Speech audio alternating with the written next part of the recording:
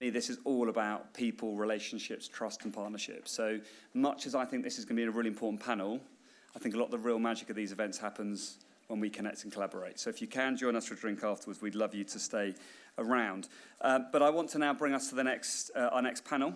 The modular movement, using a whole systems approach to transform transitional accommodation. And I'm delighted that Waite's hosting this.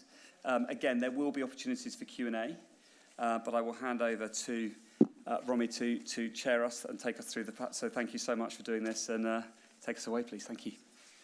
Thank you so much, Jez, and thanks everyone for being here. So my name's Remy Bose, and I'm your chair for this afternoon.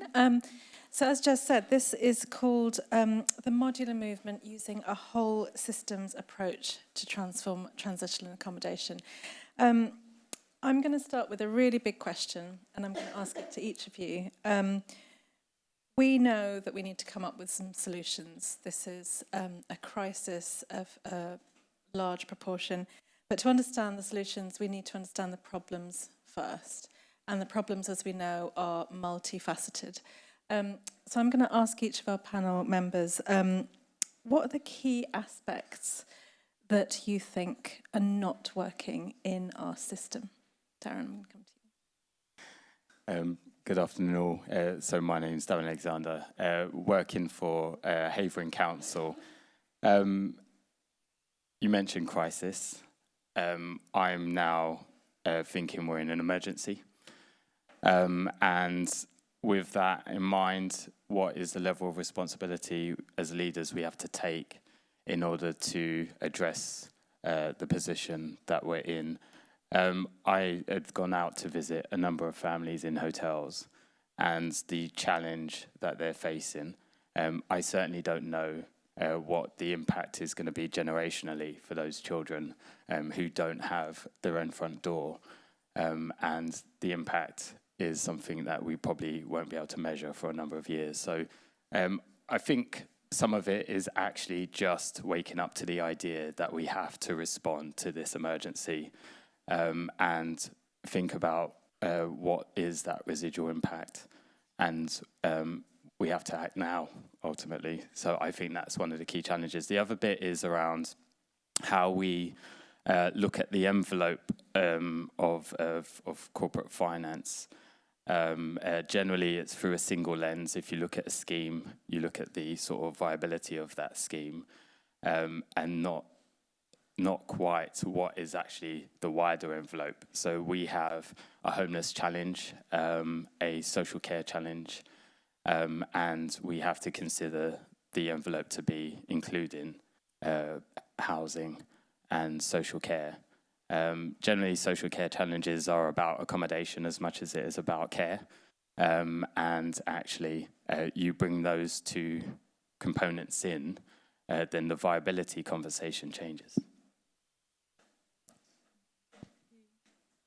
So I think it's fair to say that we do a lot of things really well in this country and in this sector, and we can all point to schemes that have been delivered traditionally or using MMC approaches that have gone really well. But we can also point to some that haven't been so successful. What we have spent a lot of time working on with our partners, both sort of across our own business, but also looking at the different expertise that is needed to deliver a successful scheme, to really understand what the reasons are for those unsuccessful schemes. So focusing on some of the challenges, what we found is that actually communication between all the different experts who can make a scheme successful can sometimes be missing. So I think that's sort of my focus for what we need to do really well, is to collaborate, and here we are. Good news is we've got a government that means it. They're putting their electoral chances in 2029 on the line. Good news. Good news as well that every Secretary of State is talking about housing. In my very long career, that's the first. Better news is that we're going to be seeing in the middle of the year a comprehensive spending review, an industrial strategy that will mention housing, I'm pretty confident, a long-term housing strategy, All these things are long, long overdue, and in my career, seldom do you see such action. And pretty quickly, it's going to turn a light on all of us. What do? We can't just sit here and say, if only this, if only that. A lot going on. There's always challenges. I think Nigel nailed it in the last session, and I think it's so important. Yes, we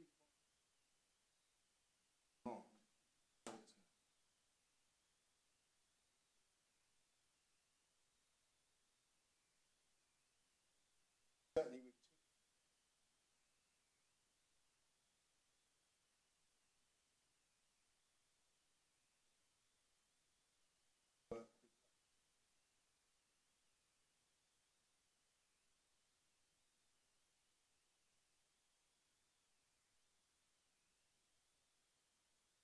damning.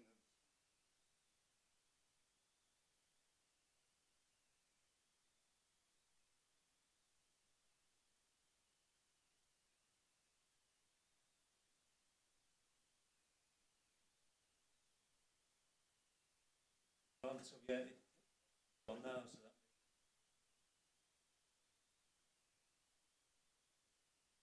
again, what I can bring to see it from slightly different.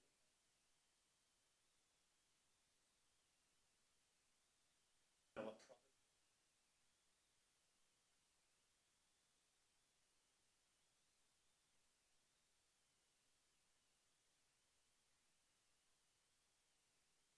product. What actually is in the house. This is an obvious problem, so it's something we can all relate to. So, you know, when you go upstairs and you see the to describe it, the scholar or the accommodation we put our children in, and again, after 2 kids, you think, is this my kids? I wouldn't allow that to happen. So I think what that's done, definitely for the group of people we're working with, is remove their barriers and get us around the table and, you know, focus the minds on delivering it. That always doesn't happen in lots of projects because you're quite siloed, and I think what is positive on a negative situation is this is a, you know, a driving force for us all to deliver success, really. I just want to follow up on a couple of things. We've spoken previously as well about this aggregate demand, that need to sort of aggregate it. My background is urban design and regeneration. My mind always goes to place. So we need to create these, you know, these new units, these feasible units, these deliverable units. What about the place? How do you create the sort of volume with that aggregation, but also create quality places for these children to be growing up and living their lives in? That social, community, civic infrastructure that's so important.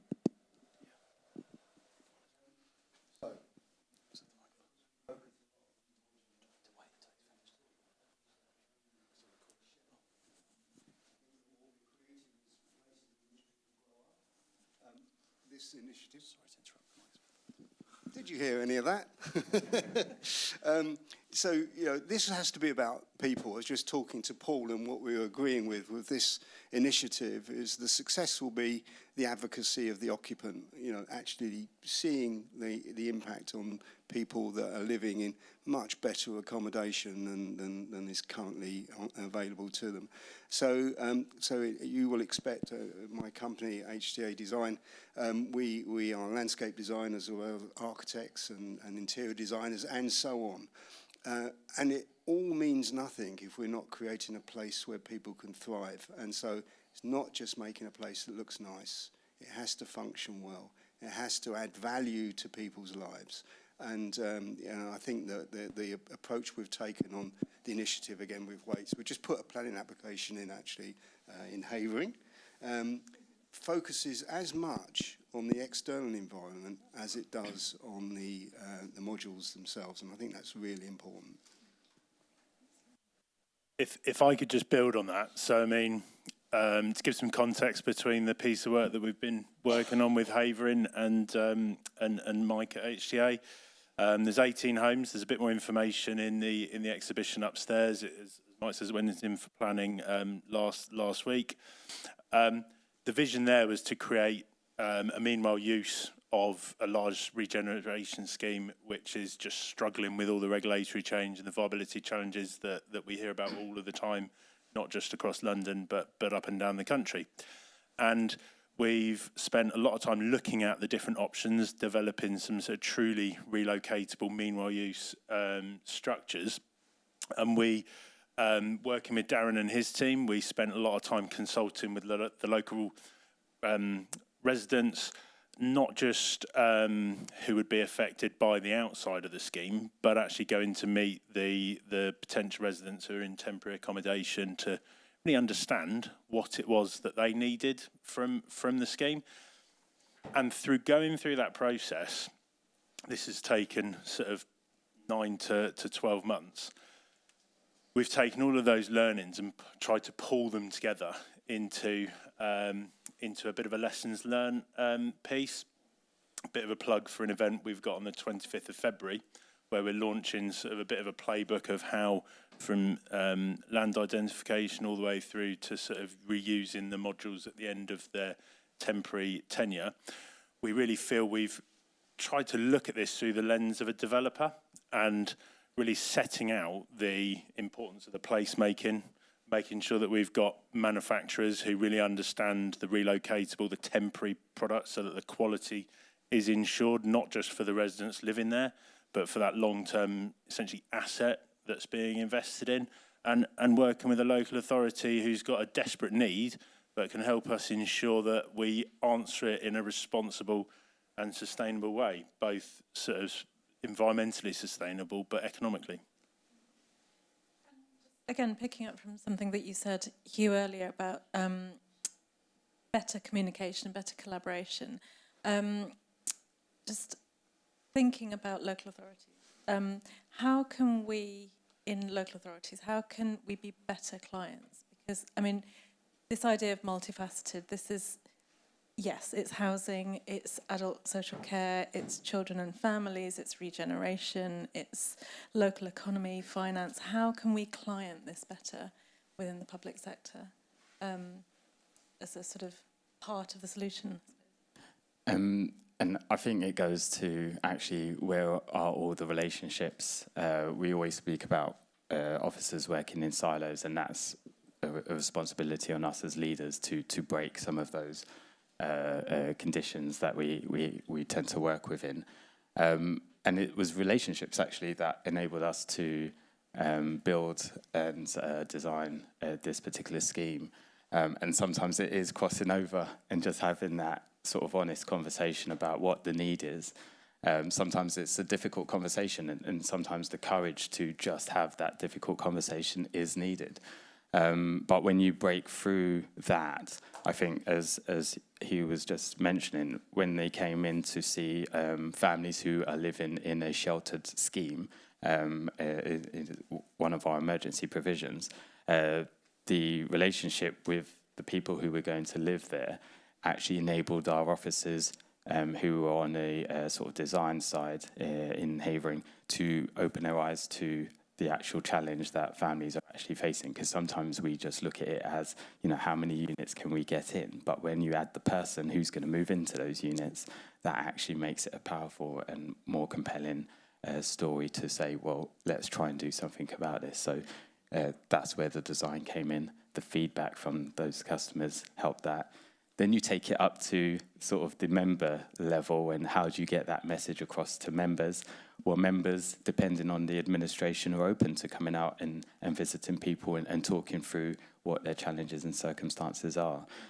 So you have to have that sort of relationship at all levels. Then you've got the conversation with your Section 151 officer about, okay, what are the risks of not doing something?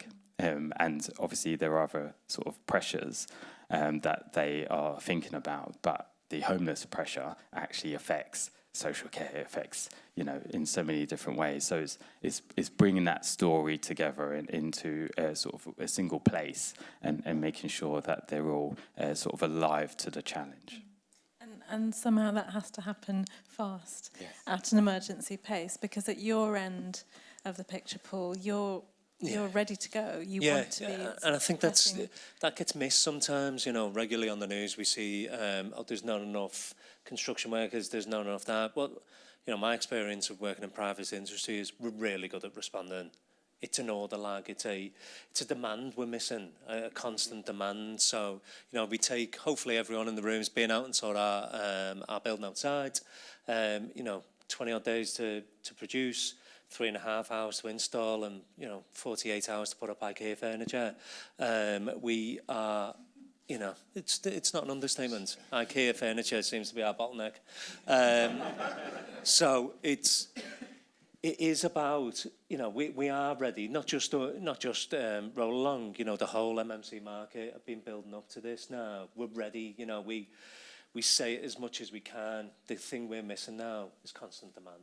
You know, we you know, ourselves as a board, you know, our owners are all ready to invest. It's the uncertainty of demand, and when we talk about aggregation, when we talk about having a common platform, and having some confidence, you know, we as private sector, that's the bits we all know we need to put into our business plans going forward. Did you want to come in, Mike? I love that IKEA link. One of the stories I often use about MMC is the Billy bookcase. I'm sure many of you have tried to put together a Billy bookcase. In fact, a lot of people put together several of them.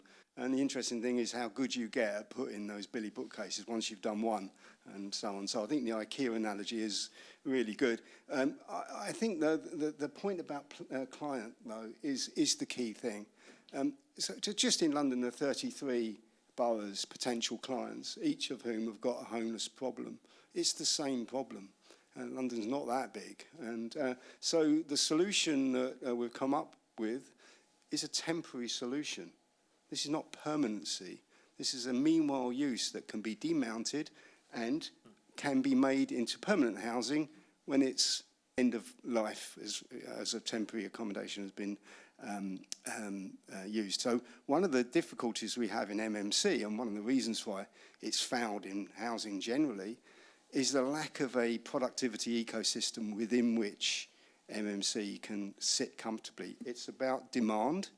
It is absolutely about a clear, visible pipeline of demand. But then it's all about the various hurdles we throw in the way of housing delivery. Planning, of course, is the obvious one. But procurement is also an issue.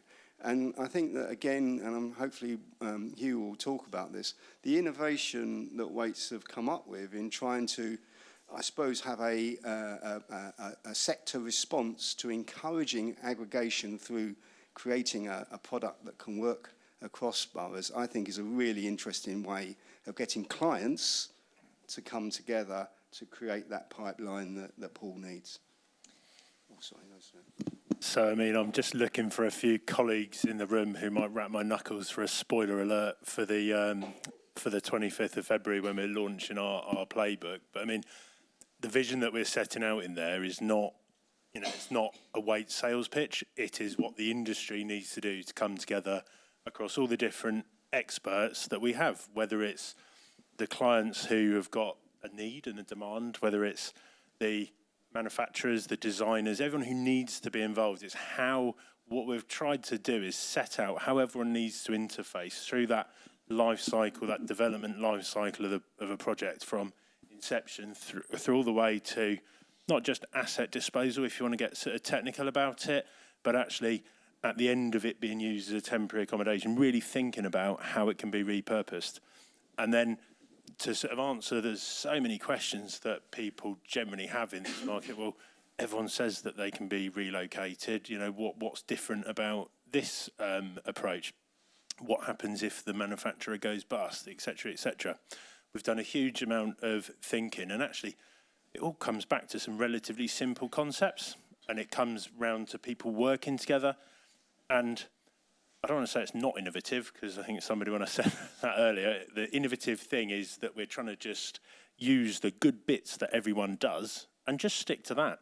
So whether that's, you know, using standard systems that have already been in use for decades, whether that's using the expertise to navigate planning systems, which developers are used to, aggregating the demand by trying to push a change to the planning system. I think somebody asked Tom Copley, wouldn't it be good if during the Nightingale provisions that were in action, during COVID, we've been working with some of our legal and consultant planning teams to come up with exactly that. And so we're quite excited, over the next couple of months, we're going to be really pushing that as an option for a temporary permitted development that allows these homes to be placed with very minimal red tape. Now, that doesn't mean there's no control. There'll be some very clear controls, particularly in how the placemaking happens, how the local communities are engaged in the process, and also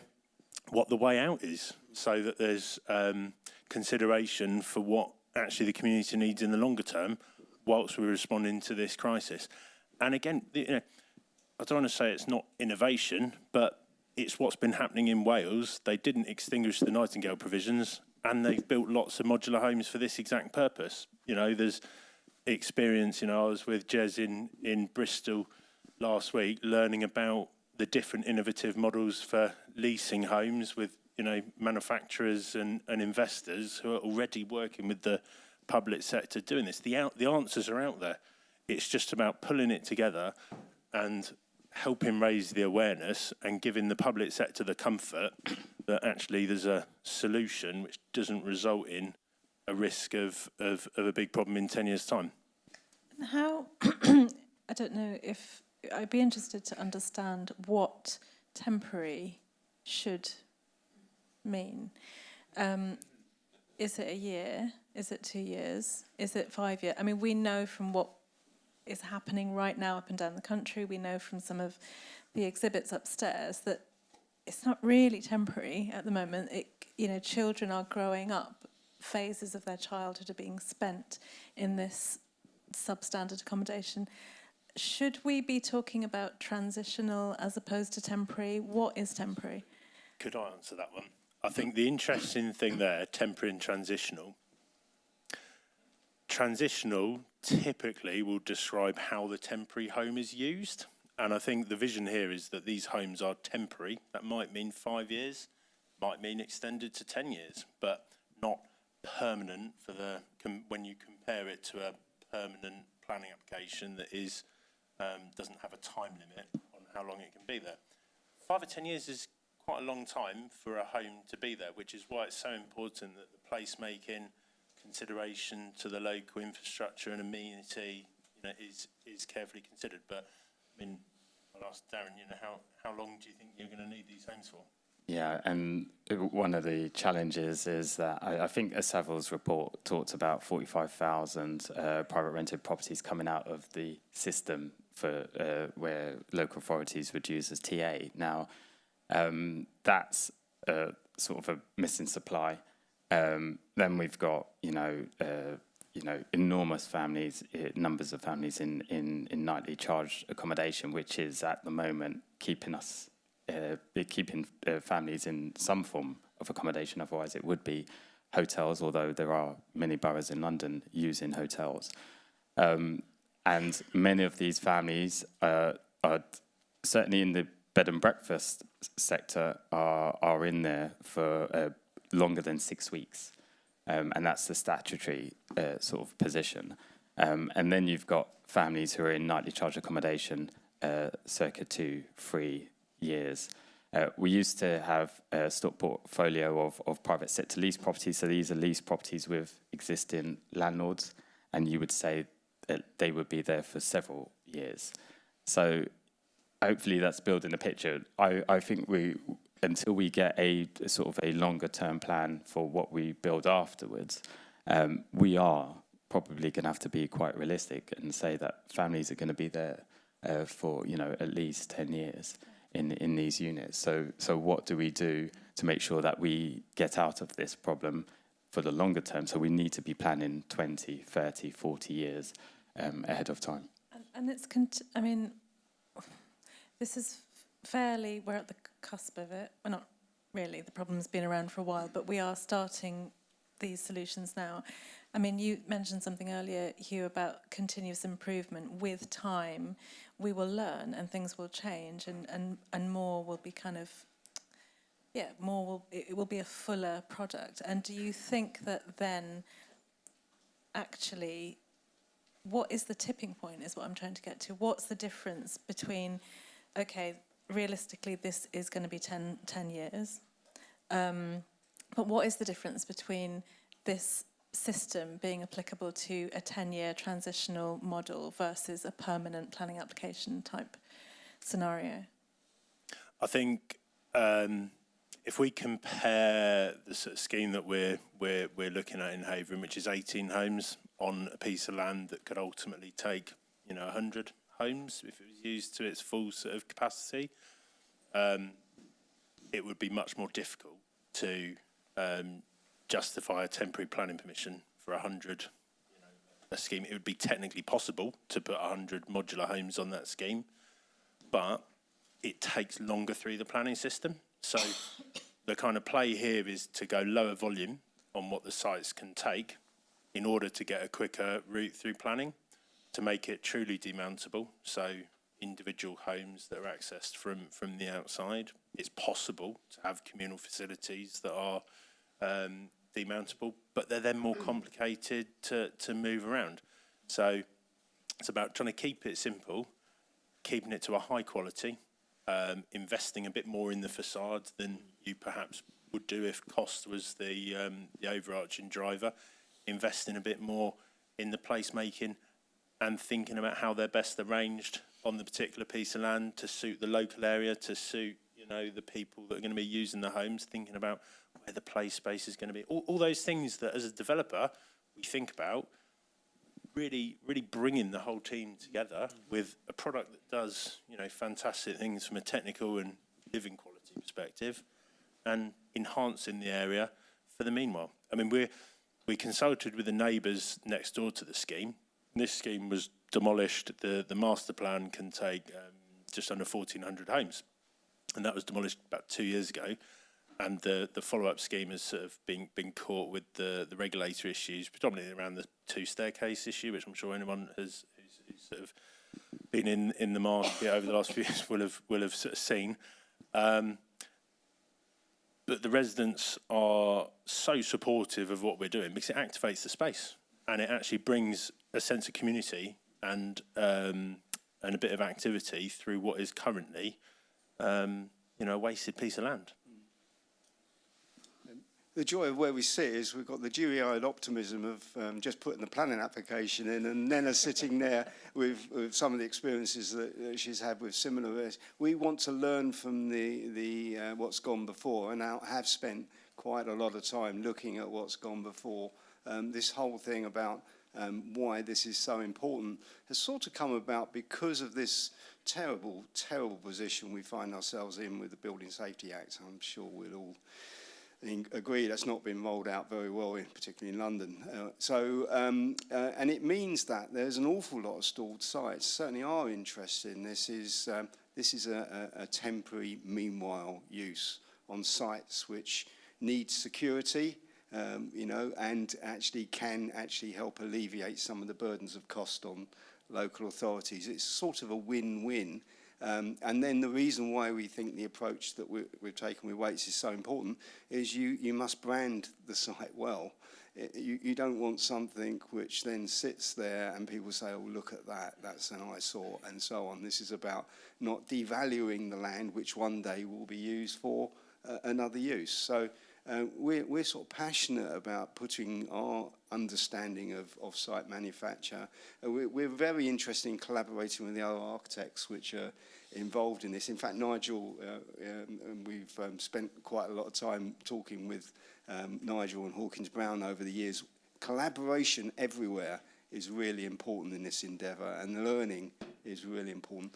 But it is about the occupant. I just wanted to say that one of the things that I thought was really interesting, and so pleased to be involved with this with Waits, is I had spent some time on the Centrepoint initiative, and those of you that don't know about the independent living Centrepoint scheme, it's really interesting there.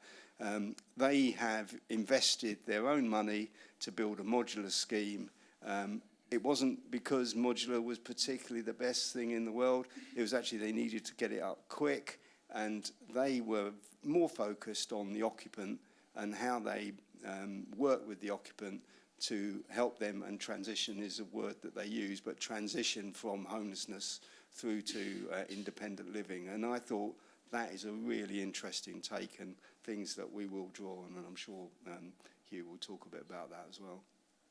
Thank you. I think I'm going to throw it open to the audience. George, how are we doing for time? Are we okay? We've got time. Okay, let's open it up. Do we have a mic for people? Do we? Yep. On number 6. Gentleman here at the front. Hi, how are you? Paul Tierney. Just a couple of observations, quasi-suggestion. Just picking up on Darren and Hugh's points.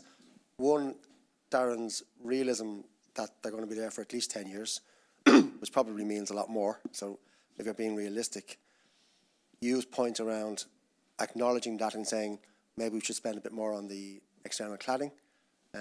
So firstly, I would say that's, to me, would be an absolute no-brainer, because they are going to be there for the long term.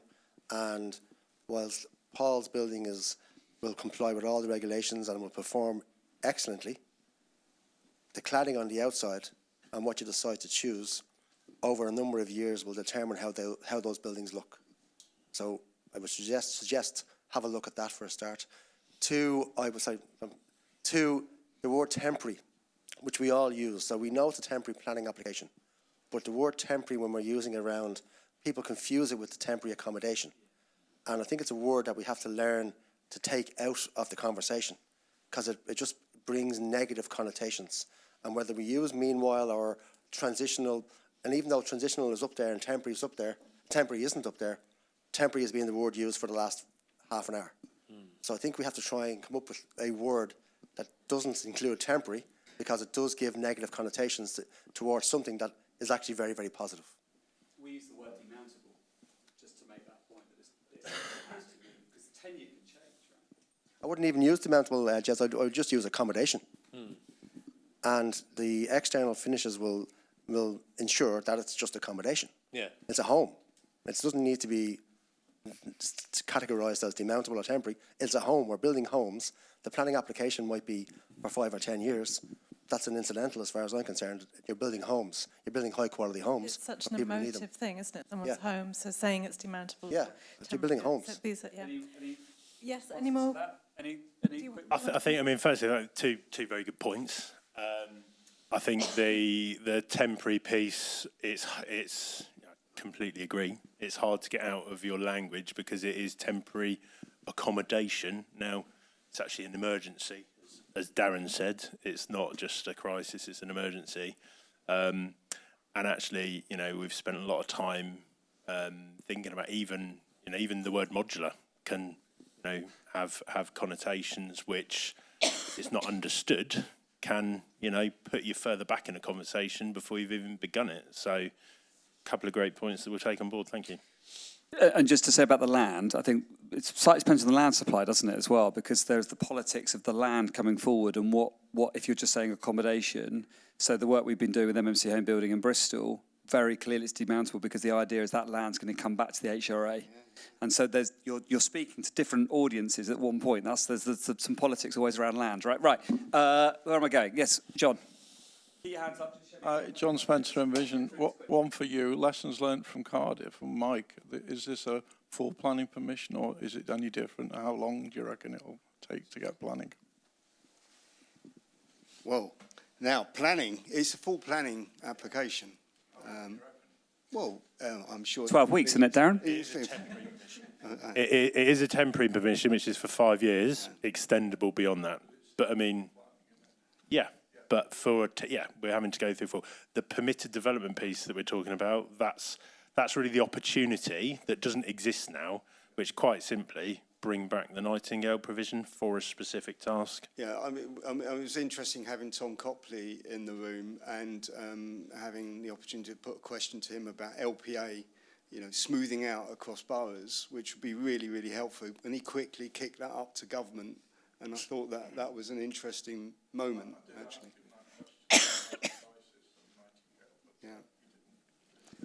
No, I think he's looking for... He's looking for... Watch this space and you can like the LinkedIn post in a few weeks' time. Well, there's more... We always get back to planning, let's be honest. Planning is key, right? Yeah.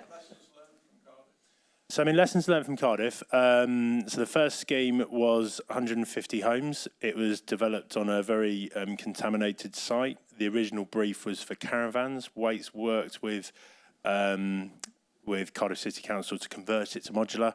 And as you can imagine, lots of different lessons around manufacturing, different approaches. One of the supply chain went insolvent during the process, having a blend of suppliers, etc. But yeah, I mean, we've learned a lot and we've still got more to learn. Right, next question, hands up. Right, I'll come back to you, Mark, give me a share. Here we go. I feel like I've some challenge Annika or something, right? Thank you. I'm just interested about the site you mentioned at Havering. You said 18 homes, but it could take 100. What happens with the rest of the site? And is there scope for sort of compartmentalising sites? So maybe having a development of 18 and then going for a further development at a later date? So, shall I just take that one? Sorry, Darren. So the first site, 18 homes, it's a new thing for Havering. So the reason we've gone for 18 is that was the balance that was felt was appropriate for the portion of the whole master plan that we've used. I think there's definitely an appetite once we've gone through and seen the outcome of the first scheme to extend it. But I mean, I won't presume that. I'll ask Darren. Well, that's certainly my challenge then, is to actually think about how can we use this as a precedent for Havering to really sort of motor into this direction. But also, in my role working with London councils, is that we think about how do we get London councils involved in this as well, taking part, because, you know, when we talk about demand, actually there is demand. It's just the courage and the sort of bravery to be the first to do it. And once the first gets done and they get to see it, then you will start to see more appetite to roll it forward. I do think that's so important, that what we're seeing is leadership. We're seeing a local authority leading on solving the problem, working with Waits, who've come up with the solution, but it's leadership with other London authorities and showing them that there is this way. And then really it's up for other London authorities to say yes, or other authorities generally actually, to say yes, this is a solution we can use and create that demand that allows us to manufacture the homes. Sorry, bringing it back to planning as a planner, but I think actually the planning issue will be different in terms of temporarily to the accommodation side. So really important that you learn the lessons and pass them on to take that risk out, because I think there's a lot of conservatism with a small c from planning authorities, but actually it doesn't need to be there. And if you go to the renewable energy sector, wind farms, solar farms are granted on a temporary basis, 25 years plus, and nobody even thinks about it, and they don't use the word temporary. Yeah, the permission is temporary, but nobody's talking about temporary solar farms or temporary wind farms. Excellent point. I think there were some hands here as well. Maybe after Nana, there's a lady here. Hi, Nana, Lewisham Council. So my concern is there's nothing temporary about temporary accommodation. We've established that, but on meanwhile use. So in 10 years' time, when there are still families living there, and you need the site back, they need to then be decanted. I'm currently dealing with what ought to be a demountable building and it not being so demountable as it was sold. So I agree that we do need modular. I'm completely pro modular, but my discomfort is modular on meanwhile use for development sites. Because when those schemes do start, you're just transferring the problem, and I haven't had experience of it being transferred well.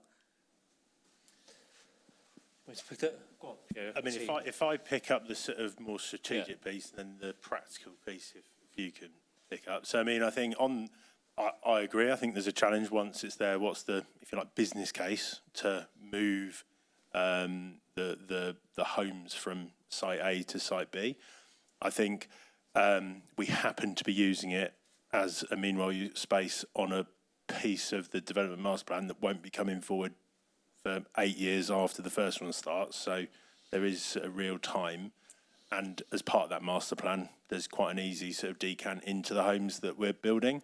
I think the flexibility really with our sort of proposal is it's not just wed to development sites. It can be used for land that is available, ideally allocated to housing, but it's not necessarily for that particular purpose. In going through some of the exit strategies of what you do with either the module or the component parts of it, the sort of technical solution that we've arrived at with Roll Along, I'll let sort of Paul sort of articulate a bit more, but it can be used for lots of different things, including decant space when you've got large-scale regeneration elsewhere and you're trying to keep families in the communities that they are.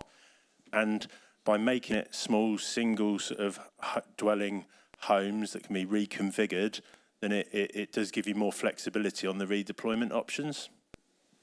Yeah, and I think to answer it again in maybe a different way is we've learned from other schemes. So we've, like we should do, we've been around, we've visited other schemes, and effectively what's sat outside is, the simplest way to describe it is we've got a hire fleet of a couple of thousand buildings we've been doing for 10 or 15 years, moving around. We've took the best of that and brought it with our permanent housing scheme for the internals. And what we want to do is, and I suppose it shows from the governance we've been through with the likes of Waits, is learn from the partnership. So obviously, I say obviously, but Roll Along's been trading for 93 years. We've seen the peaks and the troughs and we've learned our own mistakes. So my advice would be pick partners who are well established in the marketplace, pick people who are going to be here to see the input and ask them if they learned, have they learned from the other schemes. So the encouragement I hope you take when we get the time lapse of the video going in, the 3.5 hours it took to install, it's effectively the 3.5 hours it'll take to take out. So we've designed the system straight away to be demountable on the basis that we want to be reusing it as much as possible. We'd actively encourage, I would, the permanent build coming through, because we all want that permanent build and be able to put it somewhere else. What's the strategy for when it's on its last site? So when you built the permanent housing on the final phase, where do those modules go? So there's, and that's quite an important point in terms of there are 18 units. So we already have a plan for those households to go into the developed homes. So that will enable us to decant the units. A lot of the challenges are around how do you decant when you've got sort of 50, 70, 100, where do they go? So you can't really do schemes in isolation. You have to have a wider plan for how do you meet need, moving from one development site to another, where you've got other regen programs as well. So it has to be a part of a wider perspective. So there's an allocations policy that will help to meet that general need, but we've got other sites we are exploring at the moment as well that we would look to ring fence for that. I'm going to take. Can we take one? Just say one last thing on that. In our playbook, the way that we've described that is actually that the asset should stay within the ownership of the private sector, and so that responsibility is taken care of by the manufacturer or the developer. And can I just add one point as I come over here as well? It's also recognising that we want to make, I think this is really key, is that immediacy, the burning platform of local government funding and the costs that Darren Havering are suffering, but it's both and. So the corollary to this is also how accelerating that social rent housing delivery. It's both and. This is the emergency lever you pull to take people out of hotels and give people quality homes whilst you work on the other strategy. And that's what the whole exhibition is about. This is not one or the other, and that's really important. The danger for all of us is we do this only, and then we've really boxed ourselves into a corner. Hi, thanks. Yeah, my name's Chloe. I'm from Natural Building Systems, and I think I absolutely agree that a whole systems approach is key around improving efficiencies and cost effectiveness. But I think also, from my perspective, it's also about how the whole building works and the impact that has on the occupants and health of buildings in general, accepting that, albeit if it's intended to be transitional or temporary, it may not be. I just wondered if there's any plans around the kind of fabric performance and health of the building, any plans to monitor and report on that? So Waits has signed up to the TPCA Healthy Homes Pledge, and so we've baked that into the design of the Havering approach, and also as part of the home that's been sort of developed for the demonstrator upstairs. I think we're... Any other questions? One last one. Well, one is a statement, and that is, given the state of the homelessness crisis and the likelihood that it's going to get even worse, I mean, we were just on a dot on the graph, that there really has to be priority for transitional housing, because these are the people at the bottom of the ladder. And I look back at the prefab homes, and I saw one in the paper for sale last week for £250,000, and it was built in 1946. And I just say, let's build these well enough so that they kind of become occupants and they don't ever move. Yep. Thank you very much. I feel like we've just scratched the surface. There's so much to do. Thank you for joining us. Please keep talking. Please keep sharing. Let's keep collaborating. I think that's my sort of takeaway. We've covered some key points here: not temporary, transitional or something else, the need for placemaking, the advocacy of the occupant, right, the proof's in the pudding, aggregation of demand, the residual impact, and the need to absolutely act now. Please join me in thanking our panel, and thank you very much. Thank you, Rumi, as well.